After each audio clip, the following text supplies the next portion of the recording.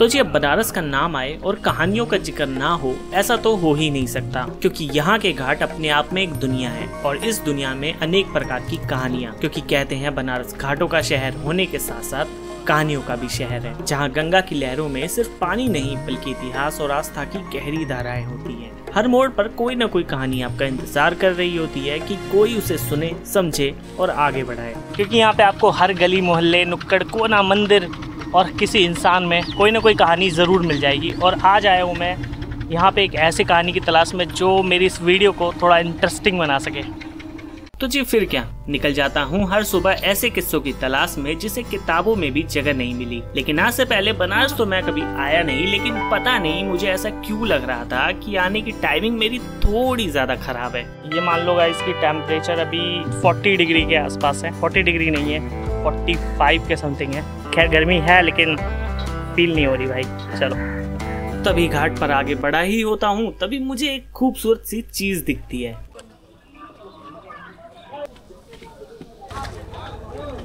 मन तो बहुत था इन भैया से बात करने का और मैं कर भी लेता हूँ। जो आप सफाई कर रहे हैं ये आपको कोई पैसे देता है क्या इस चीज़ के लिए, या फिर अपने मन से आप कर रहे हैं? मेरा नाम राजू कुमार है। डेली ये वर्क करते हैं सुबह 5 बजे से लेकर 1 बजे तक, यहाँ केदार घाट से वो चौकी घाट तक। आप भी यही काम करते थे? आप ही?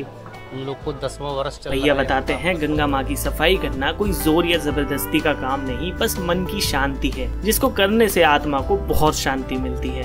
इतनी भरी दोपहर में इन पर सूर्य देवता का भी कोई असर नहीं होता। लेकिन मैं इतना खुश क्यों हो रहा था? क्योंकि शायद कहानियां अभी और मिलेंगी, ये तो बस शुरुआत है। 80 पूरे आप लोगों के 80 जिले समझना है, एक जिले के बराबर ये घाट जी। तो 84 बोलो तो बहुत बड़ी बात है।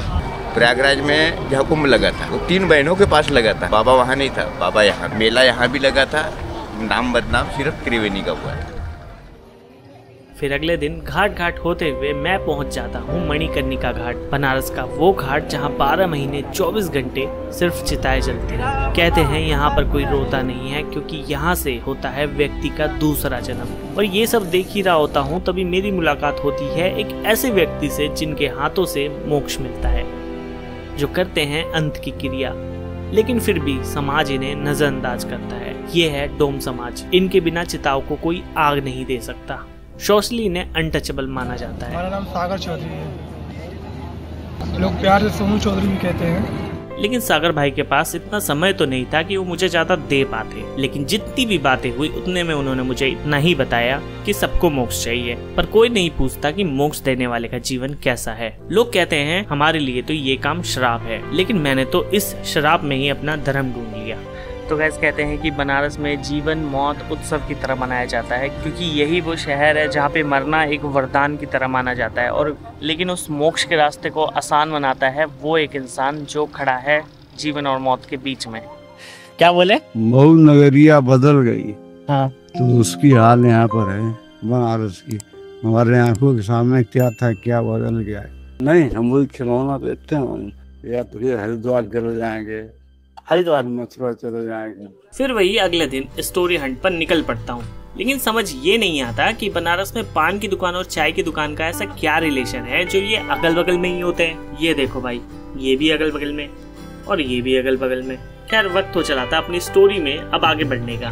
तभी मुझे गंगा के घाट पर मिले राम जी, जो हर दिन आते हैं और गंगा जी में डुबकी लगाकर कुछ ढूंढने की कोशिश करते हैं। राम जी कहते हैं कि गंगा जी में डुबकी लगाने के बाद उन्हें कुछ न कुछ तो जरूर ही मिल जाता है, जिससे उनका घर परिवार चल सके।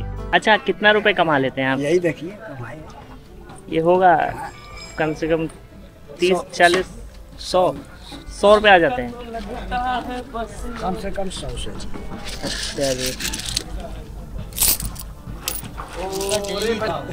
अपना खर्चा बन निकाल लेते। अरे गंगा जी इतना दे रही है, बहुत है ना, वो ना मिले।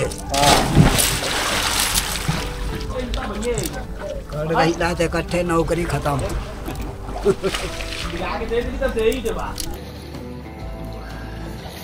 सब कितनी देर तक आप लोग सांस रोक लेते हो? टाइमिंग का पता नहीं दिया। लगने पे आएंगे तो इतना है कि 2 मिनट 2-2.5-3 मिनट तक आराम से। 2-2.5-3 मिनट? अरे बाप रे। देखिए टाइम पकड़ने के लिए आपको रहेगा। चलो भाई 1 2 3।